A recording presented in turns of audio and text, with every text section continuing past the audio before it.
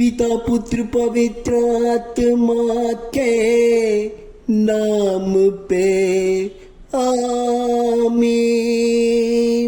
आमीन आमीन। ओ पवित्र परमेश्वर, ओ शांति देने वाला परमेश्वर, हे मनुष्यों को जीवन को बदलने वाला पिता परमेश्वर, आज का दिन प्रभु जी आपने जो अद्भुत चमत्कार किया है विधवा औरत रूत की जिंदगी में। रूत एक प्रभु यीशु मसीह के मानने वाली नहीं थी, एक गैर जाति, एक मोआबी औरत को आपने महान बनाया।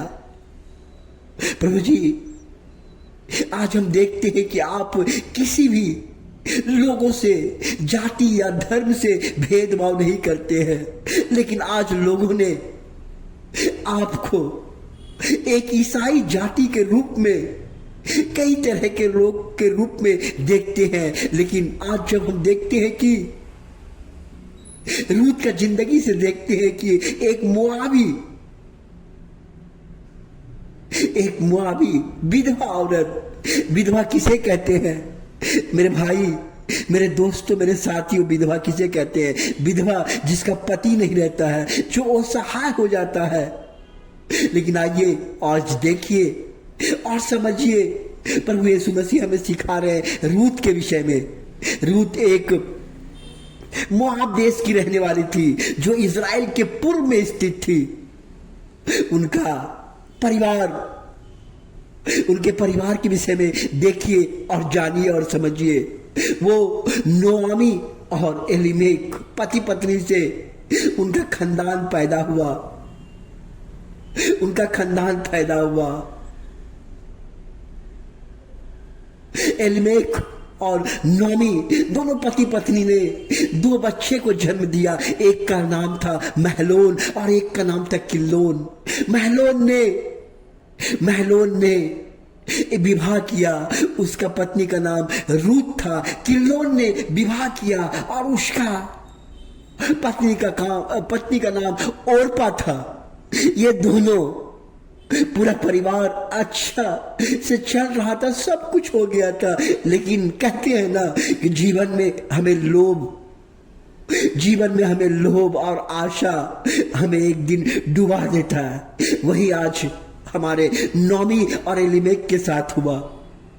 नोमी का खानदान, नोमी ने जो विवाह किया, एलीमेक बेथलेहेम का रहने वाला था। लेकिन अचानक एक दिन ऐसा होता है कि इजराइल में अकाल पड़ जाता है, और अकाल पड़ने के बाद इनका जीवन चलना मुश्किल हो जाता है। देखता है कि घर में चावल नहीं है, अनाज नहीं है, कुछ भी नहीं है, और वो घबरा जाती है और अपने पति से कहती है, पतिदेव यहाँ रहिएगा तो कुछ भी भोजन नहीं मिलेगा, हम लोग भूखे मर जाएंगे, हमारा परिवार, हमारा बाल बच्चे को कौन देखेगा। उन्होंने क्या किया, अपने 2 बेटे को, जो एक महलोन था और किल्लोन था, इजराइल से निकलकर उन्होंने कहाँ चला गया, मोआब के देश में चला गया। और मोआब का देश में अच्छा सब कुछ चल रहा था, वहां अपना देश छोड़ के उन्होंने क्या किया, लोभ के चक्कर में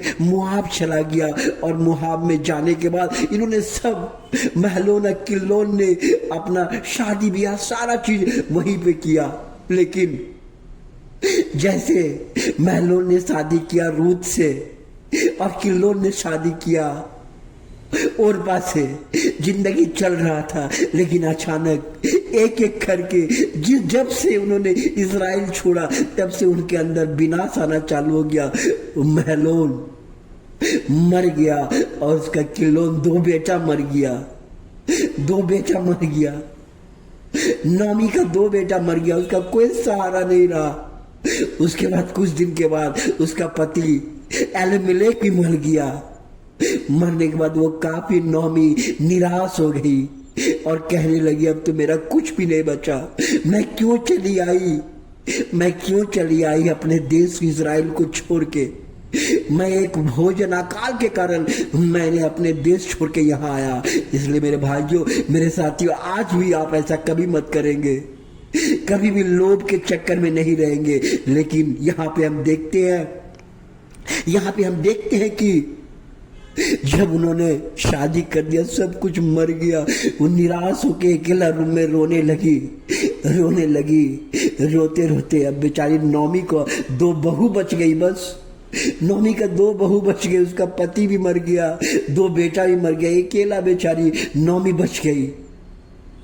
और 2 बहू, एक का नाम रूत और दूसरा का नाम ओरपा। लेकिन रूत मोआब की रहने वाली थी और ओरपा अपने सेम जगह में बेथलेहम इज़राइल का रहने वाला था। लेकिन अचानक मैं यहाँ पे देखता हूं कि न ओरपा अपने सास से कहती है, सासू माँ जी अब मैं आपके पास नहीं रहूंगी, अब मैं तो जाती हूँ। इसलिए उन्होंने अपने सास को चूम लिया, कहा मैं अपना घर वापस लौट जाऊंगी, मैं अपने माँ बाप के पास रहूंगी। लेकिन यहाँ पे देखता हूँ वो लौट गई और चल गई। लेकिन यहाँ पे मैं देखता हूँ कि रूथ, जो एक दूसरे जाति से था, जो यीशु को नहीं जानता था, परमेश्वर को नहीं जानता था, लेकिन उसने विश्वास किया और भरोसा किया, मैं अपने सास को नहीं छोड़ूंगी, मैं अपने सास के साथ ही रहूंगी, मैं अपने सास जहां जाएगी वहीं पे मैं जाऊंगा और कुछ भी नहीं करूंगा। और इस तरह मैं देखता हूं कि रूथ ने नौमी अपने सास को नहीं छोड़ा और कहा, सासू माँ आप जहां जाएंगे मैं वहां जाऊंगी, आप जो करेंगे मैं वो करूंगी, आपका ईश्वर मेरा ईश्वर होगा, आप जो भी कहेंगे मैं करूंगी। रूथ का एक ऐसा विश्वास था और इस विश्वास के कारण अपने को फैसला किया कि मैं दुख और संकट में नहीं छोड़ूंगा। दोस्तों, मेरे भाइयों, मेरे साथियों, आज आपके पास भी समस्या आएगा, जिंदगी का एक उल्टा समस्या। उस समस्या से आप कभी मत घबराइए, मत डरिए। आगे देखिए रूथ के साथ क्या होता है। रूथ ने कभी हिम्मत नहीं हारी, लेकिन अपने सास का हाथ पकड़ के रखी और कही, सासू माँ आप जहां जाएंगे मैं जाऊंगी, आपका ईश्वर मेरा ईश्वर होगा, आपका भगवान मेरा भगवान होगा। उन्होंने ऐसा बोल के चला जाने के बाद आपस में नौमी और रूथ बच गया। दोनों बोला, माँ जी अब एक काम करते हैं, अब इस देश में रहने से कोई फायदा नहीं, अपना गांव वापस लौट जाएंगे। दोनों डिसीजन लिया और अपना गांव वापस लौट गया। जब अपना गांव वापस लौटा इज़राइल, बेथलेहम जब अपना गांव लौटा, वहां लौटने के बाद बेचारी को सब लोग कहने लगा, सब लोग, उसका गांव समाज का लोग दूसरे लगा, बोला क्या हो गया तुम्हारे को, तुम पर क्या विपत्ति पड़ गया, सब मजाक उड़ाने लगा। लेकिन अचानक एक दिन उसी बेथलेहम गांव में एक बोझ नाम का धनी व्यक्ति, जमींदार व्यक्ति रहता था। नौमी उसका सास और बहू दोनों एक दिन देखा कि बैठा हुआ था, तो बोला क्यों न माँ जी हम लोग कुछ काम करके अपना जीविका गुजारेंगे। तो ऐसा करने से उन्होंने देखा कि बोझ के घर में गया और उनका काफी लोग काम करने के लिए जा रहे थे खेत में।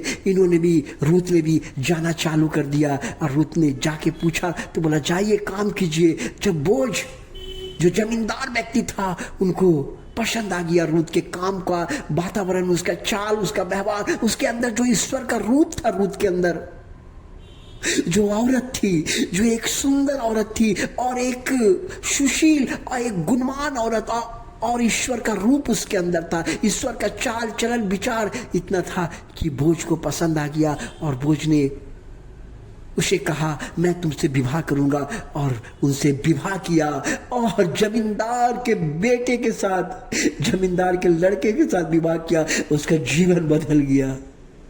जीवन बदल जाने के बाद आगे उन्होंने एक बच्चा पैदा हुआ जिसका नाम ओबेद रखा, और ओबेद के बाद एशी, और एशी के बाद किंग डेविड, राजा दाऊद, जो आज आप प्रभु यीशु मसीह को देखते हैं, इसी का खानदान से निकलता है। परमेश्वर ने इसको आशीर्वाद दिया, आज प्रभु आपको भी आशीर्वाद देगा। कभी निराश मत होइए, कभी दुख मत रहिए।